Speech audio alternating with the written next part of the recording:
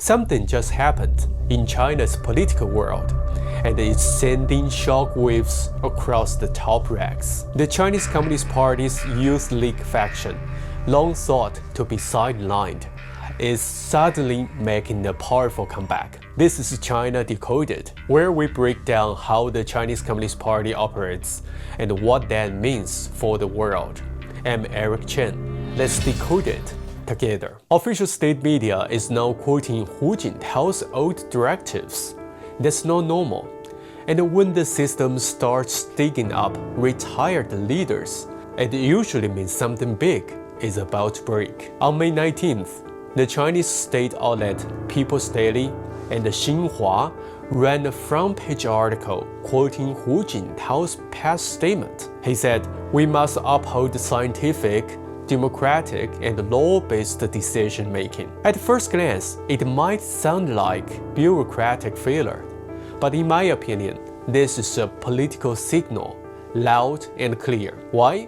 Because Hu Jintao has been out of power for over a decade. And now, suddenly, his name and legacy are being revived at a time when Xi Jinping is under heavy fire, both from inside and outside the party. Adding fuel to the speculation, Hu's protege, Shen Yueyue, broke precedent by giving a keynote at the Silk Road Expo. That event has been historically reserved for vice premiers. Shen is only a vice chair of the CPPCC, or Chinese People's Political Consultative Conference, and her sudden spotlight suggests the League faction is testing its strength again. So, what's really going on? I believe this is more than a coincidence. In fact, Hu Jintao is quietly taking the helm from behind the scenes. Why now? I think there are three major policy disasters under Xi Jinping's leadership. Number one, the crackdown on Hong Kong's autonomy. Number two, harsh religious control and the erosion of the spiritual freedom. And number three, the cover-up of the COVID pandemic, causing millions of deaths worldwide, and the disastrous zero-COVID lockdowns that crippled China's economy. A recent closed-door Politburo meeting reportedly turned into a showdown. Hu Jintao is said to have shown up in person and given a speech. He even allegedly said, "We will fight a civil war if we have to." At the same time, Chinese diplomacy is flipping 180 degrees. For the first time, China's ambassador to Israel condemned Hamas by name for its October 7th attack. The atrocities committed by Hamas are inhumane, unforgivable, and also outrageous. So China oppose and condemn what Hamas did on 7th of October. So this is very clear. That's a huge shift from Beijing's previous silence. Analysts say there's no way Xi Jinping would have allowed that. This likely signals that Hu Jintao and Wen Jiabao are steering the foreign policy ship now. And here's why it matters.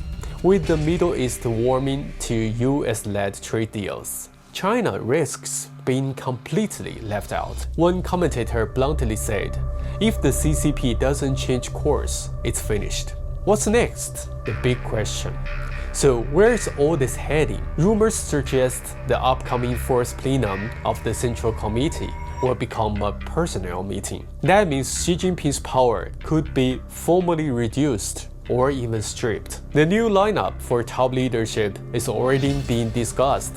Word is 1/3 of the Central Committee could soon be League faction members, and the Politburo Standing Committee might see a full reshuffle. If Hu Jintao is really pulling the strings again, and the reformist Wen is making its comeback, China could be heading into its biggest power shift since the fall of the Gang of Four. Will Xi Jinping bow out quietly, or will there be a clash behind closed doors? Independent political commentator Cai Shen recently revealed that, according to a friend of his, Xi Jinping no longer holds real power. The reins of the Chinese Communist Party, he says, have been handed over, at least temporarily, to three elder statesmen, all born in 1942. Tsai Ing-wen claims military power is now in the hands of Zhang Youxia, while Xi's role as chairman of the Central Military Commission is purely symbolic. In his words, Xi's resignation is just waiting for the official announcement, most likely at the Fourth Plenum and no later than next year. Later, Tsai Ing-wen named the three transition figures, Hu Jintao, Wen Jiabao, and Hu Deping. Looking at all the clear signals over the past month, it strongly points to Hu Jintao and Wen Jiabao being back in charge behind the scenes. If they weren't, there's no way we'd be seeing such high-profile activity from the Communist Youth League faction or the reappearance of Hu Wen era policy language in state media. We will be watching. Make sure you are too. Subscribe and stay tuned as China's political drama enters its next chapter. This is China Decoded with Aric Chen. See you in the next one.